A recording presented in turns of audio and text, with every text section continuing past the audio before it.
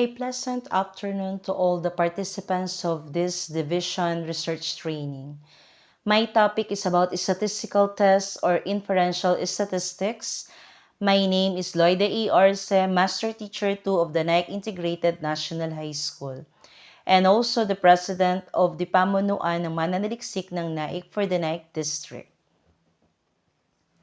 The objectives of this session is first, to capacitate researchers on how to use statistical tests for inferential statistics. What are the statistical tests under inferential statistics? We have the independent and dependent t-tests, the analysis of variance or what we call the ANOVA, and the Pearson R. Let me first define the word inferential statistics. These are data that are analyzed from a sample to make inferences in the larger collection of the population. The purpose is to answer or to test the hypothesis or hypothesis, which is the proposed explanation for a phenomenon. Hypothesis tests are thus procedures for making rational decisions about the reality of the observed effects. Since we are dealing of a research as a researcher, we need to come up with a rational decisions. And this kind of inferential statistics, since we are testing the hypothesis or the hypothesis, will help us a lot in making a rational decision. Because the conclusion or the decision of a study should not be based from a personal experiences or personal opinion. It should be a rational decisions. It is also that the p-value or the calculated probability is the probability of the event occurring by chance if the null hypothesis is true. The p-value is a numerical between 0 and 1 and is interpreted by researchers in deciding whether to reject or retain the null hypothesis. Under the inferential statistics, we are dealing with a parametric and non-parametric test. So what is the difference between the parametric and the non-parametric tests? First, the parametric tests assume that the data are on a quantitative or numerical scale with a normal distribution of the underlying population. The samples have the same variance or homogeneity of variances. The samples are randomly drawn from the population and the observations within a group are independent of each other. So that is why the common parametric tests are the t-tests, the analysis of variance, and the repeated measures ANOVA. While the non-parametric tests, this or the distribution of the sample is skewed towards one side or the distribution is unknown due to the small sample size. It is used to analyze the ordinal and categorical data. So a while ago, my partner was discussed about the different types of data. We have the ordinal, the nominal, the interval, and the ratio. So the non-parametric tests are for the ordinal or categorical or the data which is in rank. So these are the difference between the parametric tests and the non-parametric tests. So under parametric tests, we have the one sample t-test, the paired t-test, and the unpaired t-test, the ANOVA, and the Pearson correlation coefficient. While on the non-parametric tests, we have the sign test, the Wilcoxon signed rank test, the Mann-Whitney-U test, the Kolmogorov-Smirnov test, the Kruskal-Wallis test, and the Friedman test, and also the Spearman rank order test. So in our discussion, we are just dealing with the parametric tests under inferential statistics. So let me first discuss the first test or the test for the significant difference. So I have here the t-test of the dependent means. So if we are dealing or if we are planning to use the t-test, we should consider that the type of data or the data that we are using are the mean score. The t-test of the dependent means, it is used to determine the significant difference between one group or two sets of correlated scores. So we just emphasize that it should be a one group or only one group for this kind of test. So we have the formula for the t-test of the dependent means t is equal to the summation of d divided by the square root of the n, summation d squared, minus the quantity d squared divided by the n minus 1. So for this equation, the d is the difference between the two tests given on the group, on a certain group. So the n is the number of respondents. So say for example, here are the sample pre-test and post-test given to a particular group. So the pre-test, we have the scores. So let me read the given scores. We have the 3, 2, 3, 4, 1, 0, 1, 2, 3, 4, 3, 5, 0, 1, and 1. So actually, we have 15 respondents for this test, or 15 students for a given group. So for the post-test of the same group, so let me read the scores. We have the 5, the 7, the 6, the 7, the 3, 6, 3, 5, 2, 1, 9, 8, 5, 4, and 6.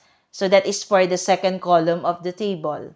For the third column of the table, you have the D, or the difference between the post-test and the pre-test. So we just subtract the post-test to the pre-test. So say for example, we have 5 for the post-test, and for the pre-test, we have 3. So the difference is 2.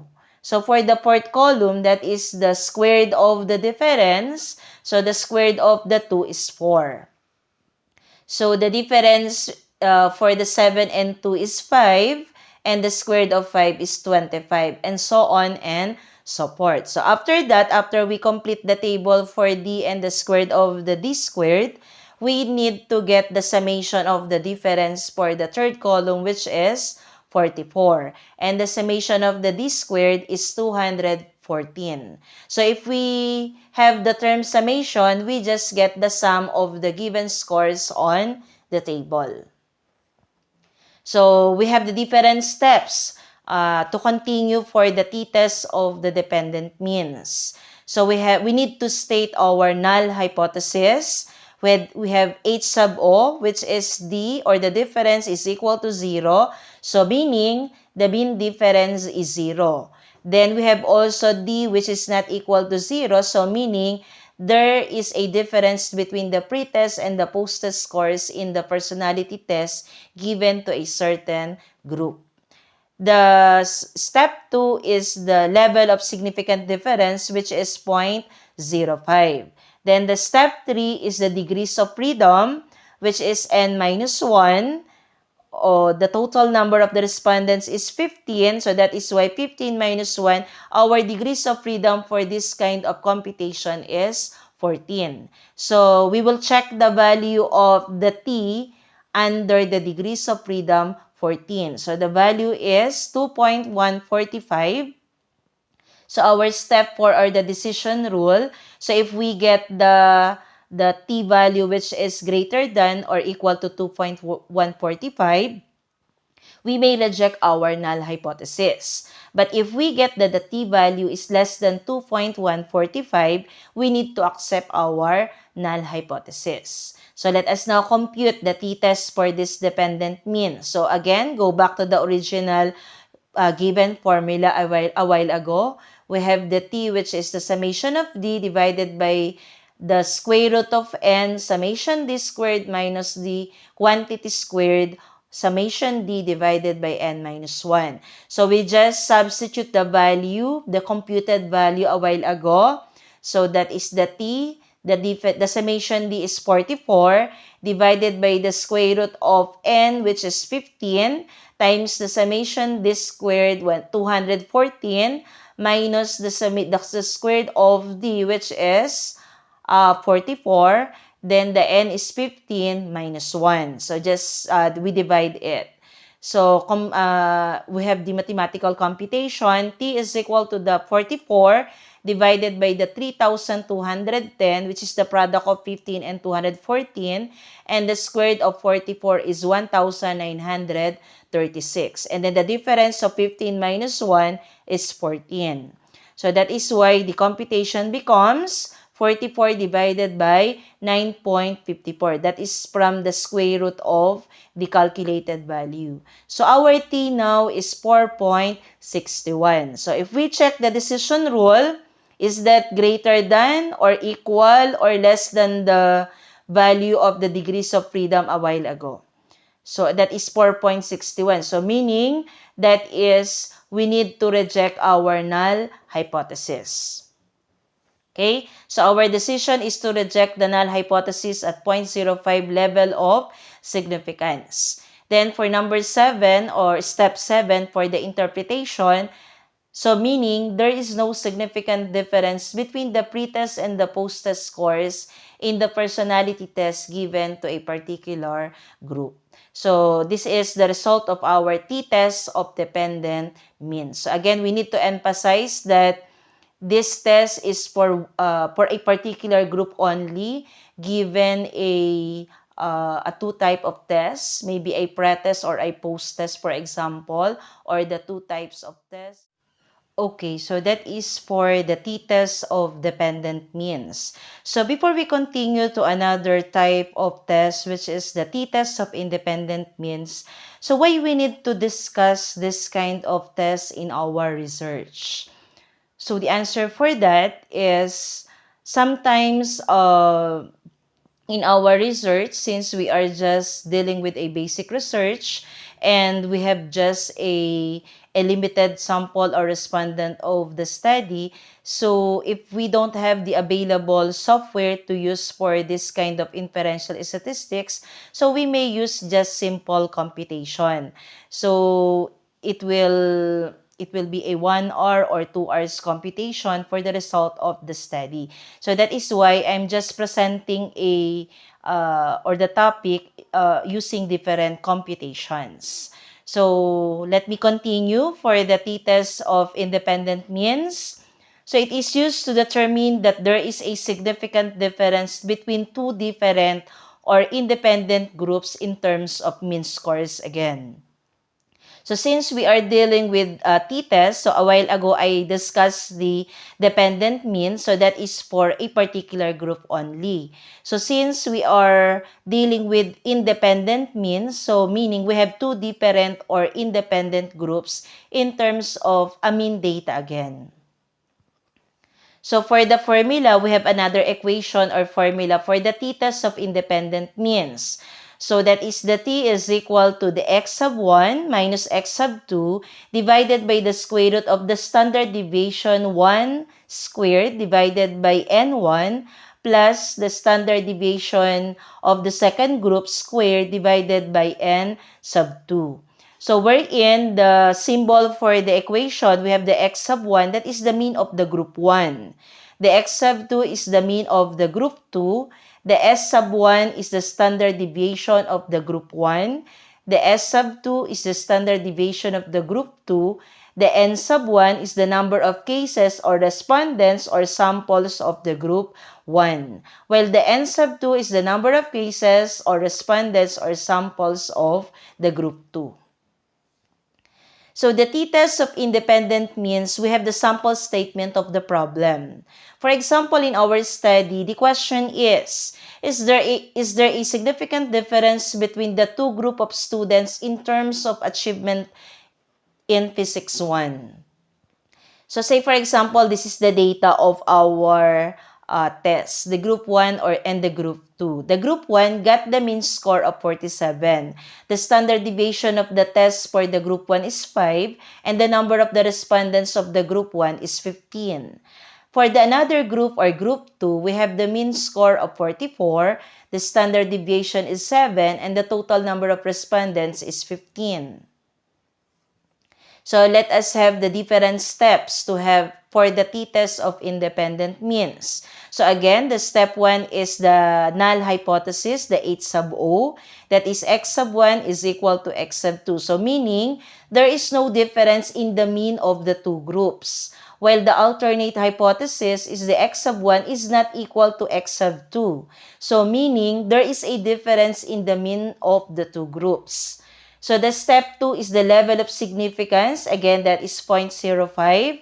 And then the degrees of freedom, we have N1 plus N2 minus 2. That is the equation or the formula for the t-test of independent mean. So since we have 15 respondents for the group 1 and 15 respondents for the group 2, that is 15 plus 15 minus 2, the answer is 28. So meaning, the degrees of freedom for the t-test of independent means is 28. So we're going to check again the value of the t on the degrees of freedom 28. So based on the table, that is 2.048. So the decision rule for step 4, if the t-value is greater than or equal to 2.048, we're going to reject our null hypothesis. While if the t is less than 2.048, we're going to accept our null hypothesis.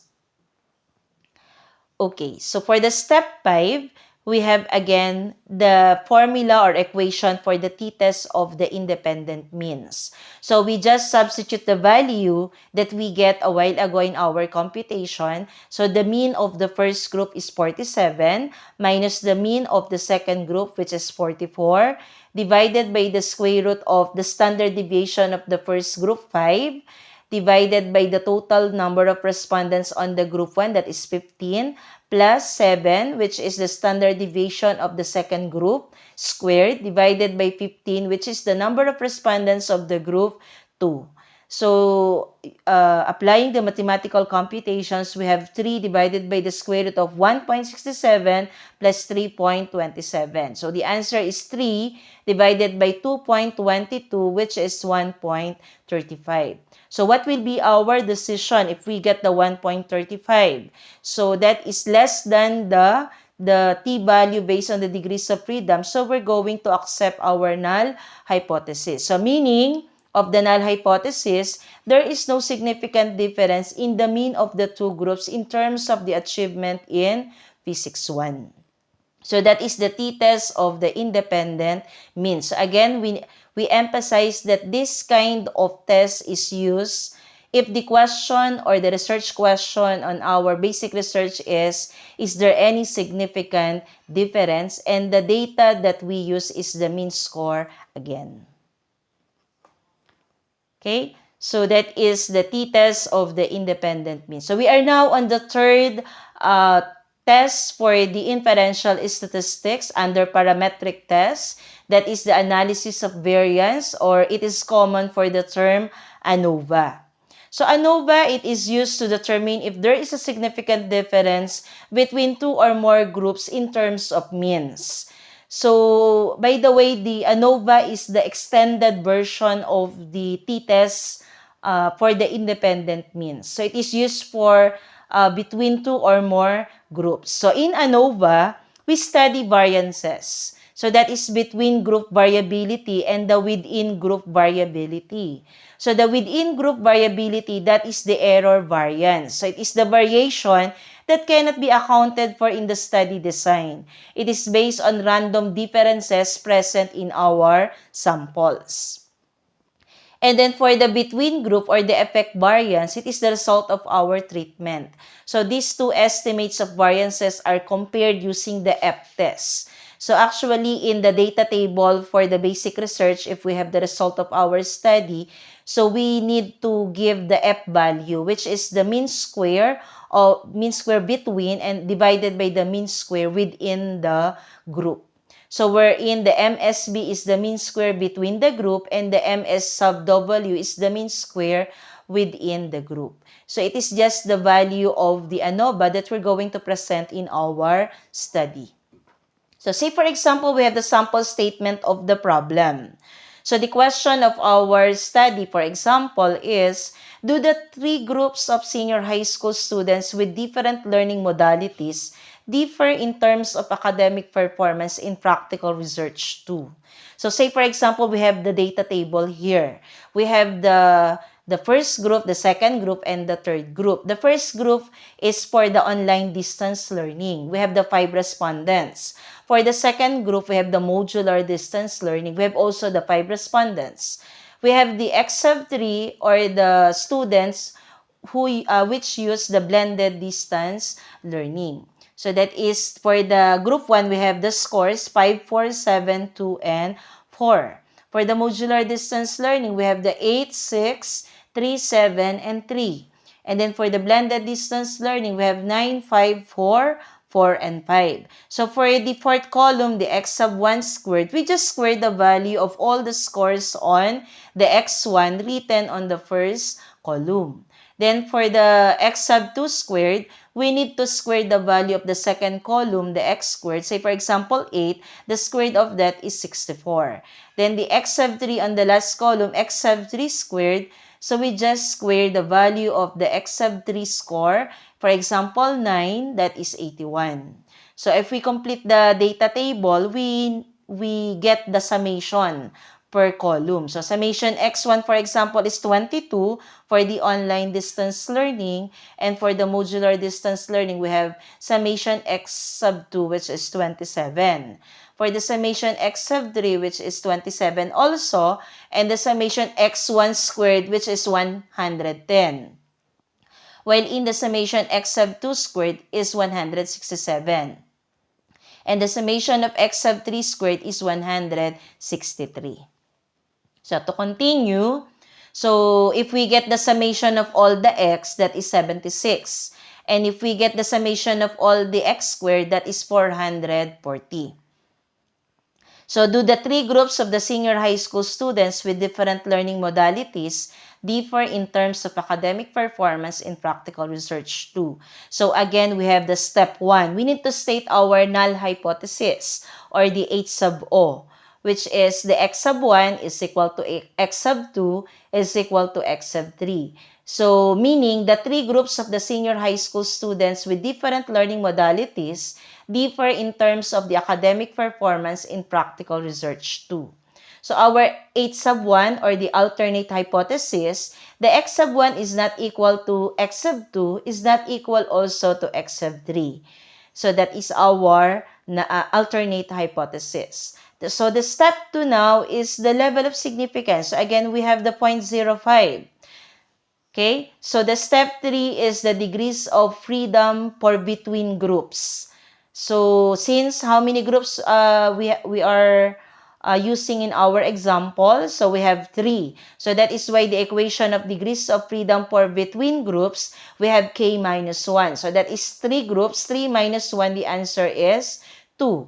And the degrees of freedom within groups, that is the equation n minus k. So n meaning the total respondents. And the k is the number of groups. So if the total respondents is 15, minus the k value, which is 3. So our degrees of freedom within groups is 12. So if we're going to check that on the table of the F value for the statistics, we have the decision rule. If the F is 3.98, if that is greater than or equal, we're going to reject our null hypothesis. While if the F is less than 3.98, we will accept our null hypothesis. So step 5 is to apply or compute the one-way analysis of variance.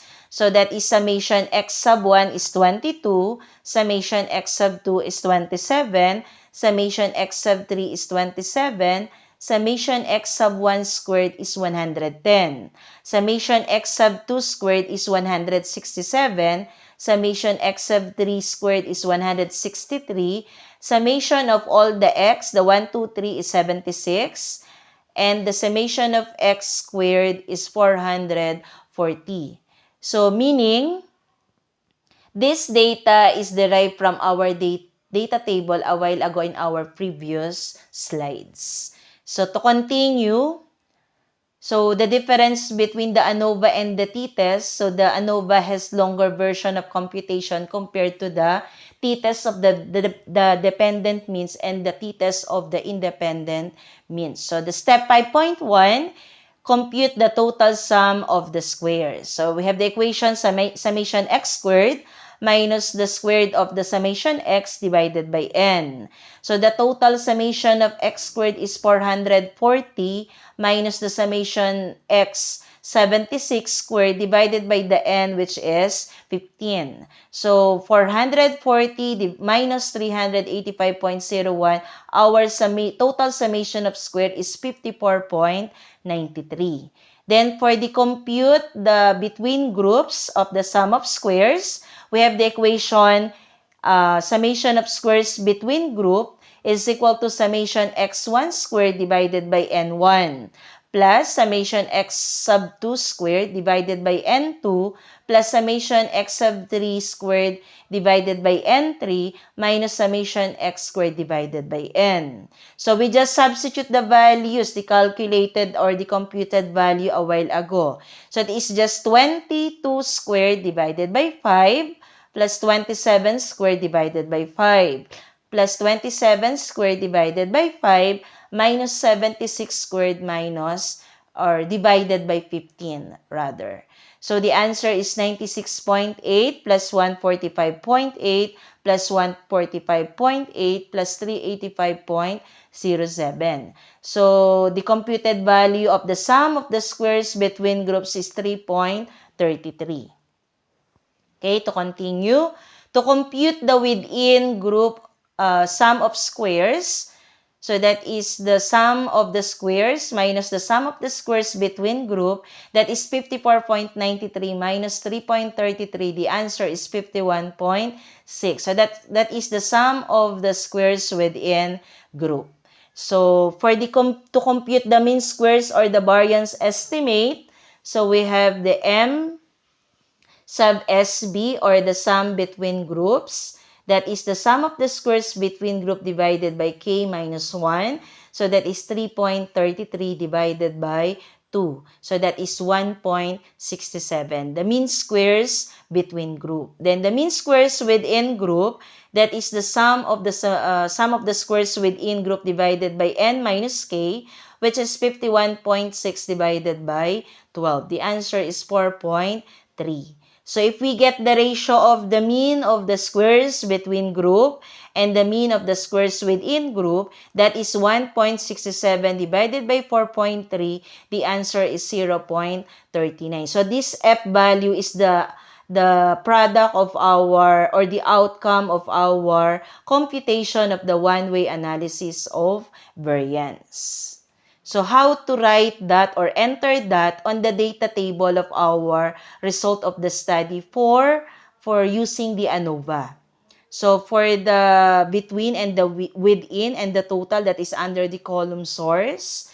Then the sum of the squares, the degrees of freedom, and the variance estimate, and the F ratio, which is the answer or the output or outcome of our computation of the one-way analysis of variance. So this value was based on the computed or calculated value a while ago. So the sum of the squares between group is 3.33. The within group is 51.6 with a total of 54.93. So for the degrees of freedom of between group, which is 2, then the within group is 12. And then for the variance estimate or the mean square for the variance estimate, we have 1.67 and 4.3, or the answer is 0.39. So what will be our decision if we get the 0.39? So since that is less than on the F value on the decision rule a while ago, so we need to accept our null hypothesis at 0.05 level of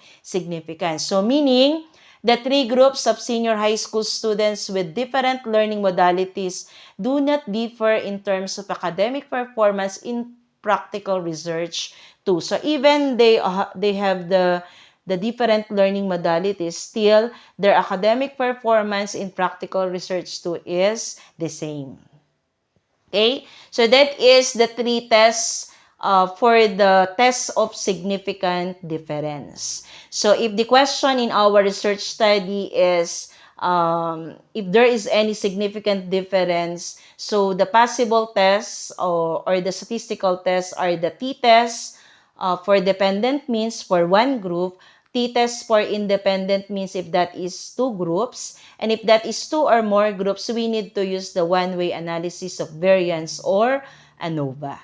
So we are now on testing the significance of relationship. So we have the Pearson product moment correlation coefficient, or this is very famous for the term Pearson R. So it measures the linear relationship of the two variables. So we have the formula, we have the R, which is equal to N summation xy minus the product of the summation x and the summation y divided by the square root of the N summation x squared minus the square root of the summation x quantity N minus summation y squared minus the square root of the summation y. So we're in the symbols based on the table. We have the R, which is the coefficient correlation. The N is the number of samples or the number of the respondents of the study. And the X is the first set of the variables, while the Y is the second set of the variables. Okay? Say, for example, this is the statement of the problem on our basic research. Is there any significant relationship between the mathematics score on NAT and the mathematical ability test on a university admission test among selected senior high school students? Say, for example, I have here on the data the 10 students, the scores of the 10 students. So that is based on the NAT, the X, and the Y is based on the university admission test. Say, for example, this is just only an example. Say, for example, student A got 5 for the, what do you call this? For the NAT score, and then for the university admission test is 6. So the student B is 7, student C is 9 for the NAT test, student D is 10, student E is 11, student F is 12, student G is 15, student H is 17, student I is 20, and the last student is 26, with the summation of X, which is 132. Say, for example, the score of the same student, same group of student is for the university admission test, student A got 6, student B got 15, student C got 16, student D got 12, student E got 21, student F got 22, student G got 8, student H got 26, student I got 5, and the last student got 30, with the summation of Y, or the summation of the scores under the university admission test, is 161. So the next column is you just square the value of the scores for the NAT test. Say, for example, 5. The square root of 5 is 25, and so on and so forth. So the summation of X squared is 2,110. For the summation, for the Y squared, you just square the value of the score of the university admission test. Say, for example, 6, the square root of the 6 is 36. The 15 is 225, and so on and so forth. Then, the summation of the scores of the university admission test squared value is 3,251. And then, the last column is the product of the scores of the NAT test and the university admission test. Say, for example, 5 and 6 for student A, we just multiply it. 5 times 6, the answer is 30. And so on and so forth. The summation of the product of X and Y is 2,336. So to continue, let us go back to the given equation or formula of the Pearson product moment correlation coefficient, or the Pearson R. So we just substitute the calculated or computed value. So since our student is 10, that is for N. The product of summation XY is 2,336 minus the summation X 132 times the summation of Y, which is 161. Then, divided by the square root of the quantity, the N is 10. The summation X squared is 2,110 minus the summation x squared, 132 squared, quantity n, that is 10, then the summation y squared is 3,251 minus the summation y squared, which is 161 squared. So the R is 0.43. So meaning it denotes substantial or marked relationship between the mathematical ability test score on NAT and university admission tests. So for the Pearson R, we have the table.